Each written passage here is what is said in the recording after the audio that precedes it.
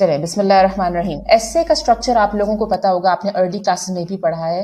Introduction होना चाहिए है, बॉडी होनी चाहिए और कंक्लूजन होना चाहिए। अब इज़ा आपके लिखे हुए एस्से को जरा देखते हैं 2 मिनट के लिए। आपसे कहा था आप लोगों ने इसको एस्से के तौर पे लिखना है। स्वीट हार्ट, आपका ये लिखा हुआ एस्से की फॉर्म नहीं है। क्यों? क्योंकि इसका कोई इंट्रोडक्शन नहीं है।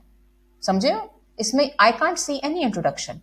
इंट्रोडक्शन के अंदर आपने थोड़ा बहुत पहले तमहीद बांधनी होती है, उस टॉपिक को आपने इंट्रोड्यूस करना होता है, थोड़ा सा उसको आपने इंट्रोड्यूस करना होता है, एक्सप्लेन करना होता है स्टार्ट में टॉपिक इटसेल्फ को।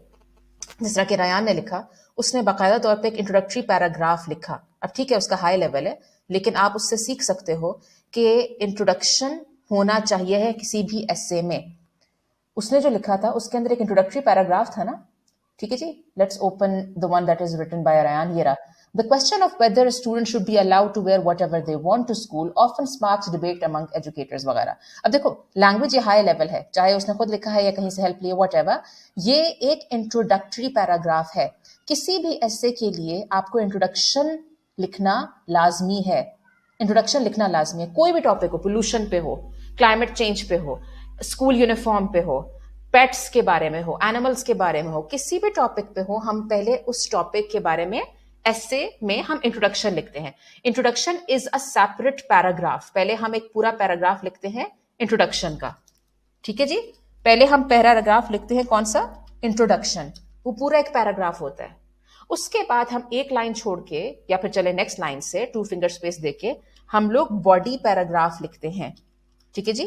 Body paragraph, introduction, body and conclusion, ये स्ट्रक्चर है जनरल स्ट्रक्चर एस्से का। अच्छा, बॉडी पैराग्राफ्स के अंदर आपके पास बॉडी पैराग्राफ 1 भी हो सकता है, फिर बॉडी पैराग्राफ 2 भी हो सकता है। जरूरी नहीं है कि सिर्फ एक बॉडी पैराग्राफ हो।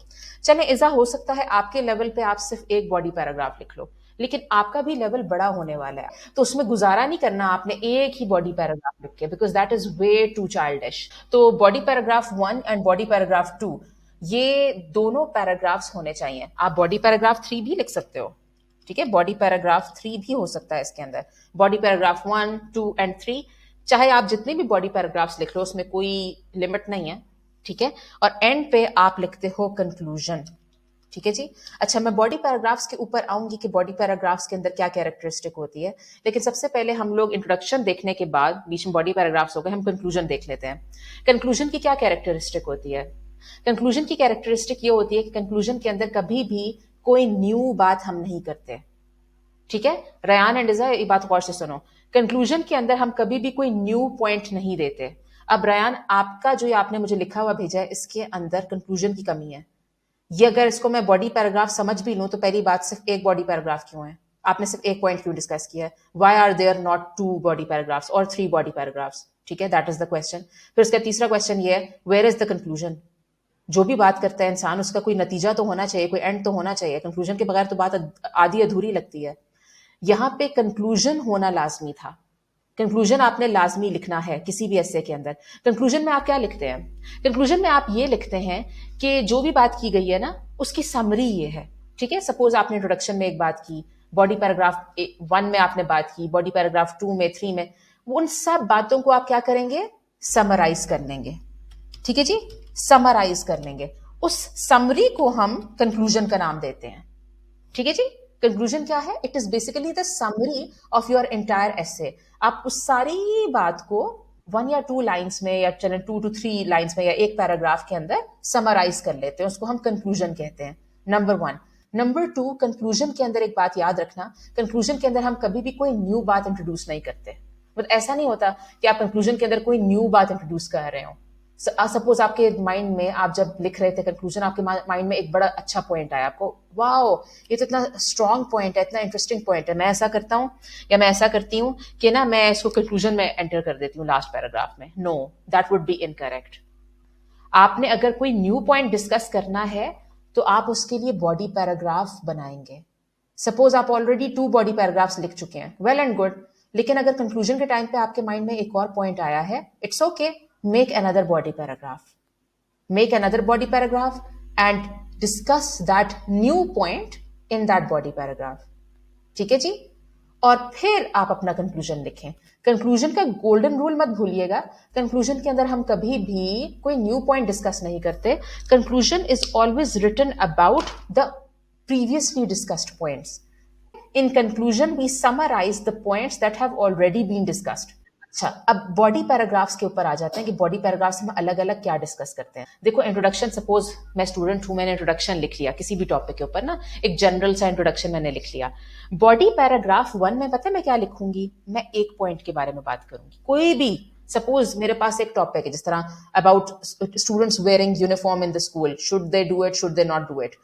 इसके ऊपर मेरे पास एक या दो पॉइंट्स हैं, जिस तरह के इज़ा आपने जो अपना लिखा ऐसे, उसमें आपने एक या दो पॉइंट्स डिस्कस किए ना। अच्छा, आपने तो वो सारे एक ही पैराग्राफ के अंदर डाल दिए। आपको उसूलन ये करना चाहिए था, जो कि मैं अभी आपको बता रही हूँ, कि आपको चाहिए था कि आप वो पॉइंट्स अलग अलग पैराग्राफ्स में डिस्कस करते। अब सपोज इसके अंदर आप एक पॉइंट डिस्कस करो, कहीं ना कहीं एक पॉइंट आ गया, उस एक पॉइंट को आप इस पैराग्राफ में, पैराग्राफ नंबर 1 में डिस्कस करोगे, खोल के आप पूरा बयान करोगे कि अच्छा, फॉर एग्जांपल आपका पॉइंट नंबर 1 है, जो भी XYZ ABC जो भी पॉइंट है, आप उसको तफसील एंड डिटेल में 2-3 लाइंस में एक पॉइंट को डिस्कस करोगे, ठीक है। उसके बाद आपका कोई दूसरा पॉइंट है, उस दूसरे पॉइंट को आप दूसरे पैराग्राफ में एक्सप्लेन करोगे। इसी तरह अगर आपके पास तीसरा कोई पॉइंट है, आप उसको तीसरे बॉडी पैराग्राफ में एक्सप्लेन करोगे। Remember that. अच्छा, अब एक बात और याद रखना पैराग्राफ के बारे में। जिंदगी में आपने ऑफ कोर्स पैराग्राफ का वर्ड तो बहुत बार सुना होगा। पैराग्राफ, पैराग्राफ के क्या उसूल होते हैं? आई मीन हमें कैसे पता चलता है कि भाई हमने यहां तक पैराग्राफ लिखना है और उसके बाद हमने दूसरा पैराग्राफ शुरू करना है? हमें कैसे पता चलता है ये बात? हमें हमें कैसे पता चलती है ये बात? हमें इस तरह पता चलती है कि पैराग्राफ के अंदर ना हम हमेशा एक मेन बात डिस्कस करते हैं। एक पैराग्राफ के अंदर, in one paragraph we usually discuss one main point. One main point हम डिस्कस करते हैं, उसी की एग्जांपल्स देते हैं, उसी की एक्सप्लेनेशन देते हैं। अगर हमारे पास कोई दूसरा पॉइंट आता है ना, कोई दूसरी नई बात आती है, उसको हम दूसरे पैराग्राफ में लिखते हैं। ये होता है उसूल पैराग्राफ लिखने का, कि अगर हमने एक बात करनी है वो हम एक पैराग्राफ में करेंगे, पूरा पैराग्राफ उसी एक बात को डेडिकेट करेंगे, तफसीलन बयान करेंगे।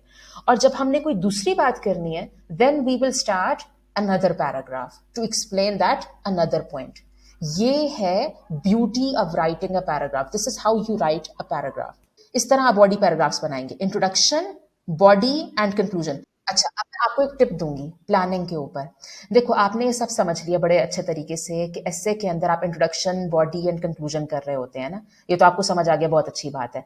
लेकिन अब आपके माइंड में ये क्वेश्चन आ रहा होगा कि हाँ वो तो सही है, लेकिन अब हम इंट्रोडक्शन, सपोज मैंने अभी एस्से लिखना शुरू किया, मैंने इंट्रोडक्शन अच्छा सा लिख लिया, लेकिन उसके बाद मैं बॉडी पैराग्राफ 1 लिख रही हूँ या लिख रहा हूँ, मुझे कैसे याद आएगा कि अच्छा ये वाला पॉइंट मैंने लिखना है? और जब मैं बॉडी पैराग्राफ 2 लिख रही होंगी तो मुझे कैसे याद आएगा कि मैंने बॉडी पैराग्राफ 2 में ये वाला पॉइंट लिखना है? समटाइम्स हमारे माइंड में पॉइंट्स मिक्सअप हो जाते हैं। Okay, if that is your question, I totally understand what you are going through. इसका सोल्यूशन क्या है? इसका सोल्यूशन ये है कि जब आपको एस्से का टॉपिक दिया जाए, कोई भी एस्से का टॉपिक दिया जाए, आपने क्या करना है, इससे पहले कि आप इंट्रोडक्शन लिखना शुरू करें, इससे पहले कि आप अपना एस्से शुरू करें, आपने क्या करना है? सबसे पहले आपने एक रफ पेपर के ऊपर प्लान बनाना है, जिसको हम आउटलाइन भी कहते हैं, जिसको हम उर्दू में मजमून के अंदर खाका भी कहते हैं। आपने खाका बनाना है, आपने आउटलाइन बनानी है, आपने प्लान बनाना है, आपने प्लानिंग करनी है। रफ पेपर लेना है आपने, आपने उसके ऊपर प्लानिंग करनी है। प्लानिंग आप कैसे करेंगे? आपकी मर्जी है, आप जिस तरह भी करें। सपोज आप, अगर आपको लगता है कि आपके लिए विजुअली बॉक्सेस बना के करना आसान होगा, तो आप बेशक बॉक्सेस बना दीजिए। आप एक बॉक्स बनाइए बड़ा सा, वो एक बड़ा बॉक्स किसको रिप्रेजेंट कर रहा होगा? वो इंट्रोडक्शन को रिप्रेजेंट कर रहा होगा। इंट्रोडक्शन का बॉक्स है, आप अपने पास उसमें लिख लीजिए, इंट्रोडक्शन के अंदर मैं ये बातें करूंगी, मैं ये वोकैबुलरी वर्ड्स यूज करूंगी, फ्रेजेस वगैरह आप लिख लें।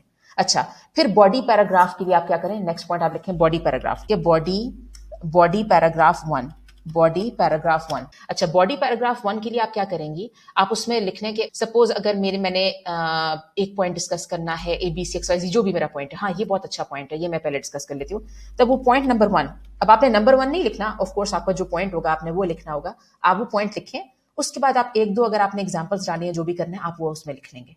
ठीक है, ये आपका बॉडी पैरा 1 हो जाएगा, ये आपका हो गया। अच्छा, फिर बॉडी पैरा 2 के बारे में आप लिखें कि बॉडी पैरा 2 आपने किस तरह लिखना है। बॉडी पैरा 2 में आप कौन सा, बॉडी पैराग्राफ 2 में आप कौन सा पॉइंट डिस्कस करेंगी? अच्छा, वो पॉइंट आप यहाँ पे लिख लें। और अगर आपके पास तीसरा भी कोई पॉइंट है तो बहुत अच्छी बात है, आप यहाँ पे लिख लें बॉडी पैराग्राफ 3। नहीं तो अगर आपके पास कोई तीसरा पॉइंट नहीं है तो चलें, छोड़ें, खैर है, तीसरा पॉइंट लिखने की जरूरत नहीं है, 2 बॉडी पैराग्राफ्स काफी हैं। एंड फाइनली फिर आप कंक्लूजन की यहाँ पे हेडिंग डाल लें। अच्छा ठीक है, कंक्लूजन। अब मेरी बात सुनो, अभी आपने ऐसे लिखना शुरू नहीं किया, अभी आपने सिर्फ रफ पेपर के ऊपर ये इस तरह का आपने प्लान बनाया। अब ऑफ कोर्स मैंने तो इसमें सिर्फ जबानी ये सब बातें बोली है ना, लेकिन आप ऑफ कोर्स पेंसिल से पूरा स्क्रिबल करके अपने पेज पे लिख रहे होंगे। ये प्लान जो आपके पास तैयार हो जाएगा, कितना आसानी करेगा ये आपके लिए। जब साइट पे आपका क्वेश्चन पेपर रखा हुआ है, आपकी आंसर शीट रखी हुई है, और जब आप आराम से लिख रहे होंगे, जब भी आपको बीच में कोई चीज भूलेगी, आप फौरन इस पेज की तरफ देखेंगे और आप कहेंगे अच्छा हाँ, बॉडी पैराग्राफ 1 में तो मैंने ये वाला पॉइंट डिस्कस करना है, ठीक है। और आप आराम से तफसील से वो पॉइंट डिस्कस कर लेंगे डिटेल में। उसके जब आप बॉडी पैराग्राफ 2 की तरफ आएंगे, तब आप अपने प्लान की तरफ देखेंगे, अच्छा मैंने ये वाला पॉइंट डिस्कस करना है बॉडी पैराग्राफ 2 में, और आप तसल्ली से वो पॉइंट डिस्कस करेंगे। हेल्प हो जाएगी ना आपको इंशाल्लाह। ओके अच्छा, अभी तक आप लोगों के क्या क्वेश्चंस हैं? प्लीज दिल खोल के मुझसे क्वेश्चंस पूछो इस बारे में। आर यू श्योर सब कुछ समझ आ गया या कुछ भी समझ नहीं आया? सब कुछ आ गया, चलो सब कुछ आ गया तो फिर ये action speak louder than words. अभी आप लोगों का होमवर्क ये है, जो कि आप लोगों ने मुझे सबमिट करना है आज ही की तारीख में। आपने मुझे इसी टॉपिक के ऊपर बाकायदा तौर पे एस्से लिख के दिखाना है। ये जो आप लोगों ने मुझे सबमिट कराया है, इसको मैं पैराग्राफ तो कंसिडर कर सकती हूँ, इसको मैं बाकायदा तौर पे पूरा एस्से नहीं कंसिडर कर सकती। As you know now, an essay has distinct 3 parts: introduction, body paragraphs more than one, and conclusion. Got it? So, आपका ऐसे इस तरह जबरदस्त तरीके से ऑर्गेनाइज होना चाहिए है। और जैसा कि आपने आज देखा है, ऐसे लिखने से पहले आपने पूरा बाकायदा तौर पे प्लान क्रिएट करना होगा रफ पेज पे। उस प्लान की बेशक आप मुझे पिक्चर ना सेंड करना, वो आपकी हेल्प के लिए, लेकिन आप लोगों ने अच्छा सा एक ऐसे लिखना है, ठीक है? ओके, नाउ इंशाल्लाह I look forward to your submissions and that's it. Allah Hafiz.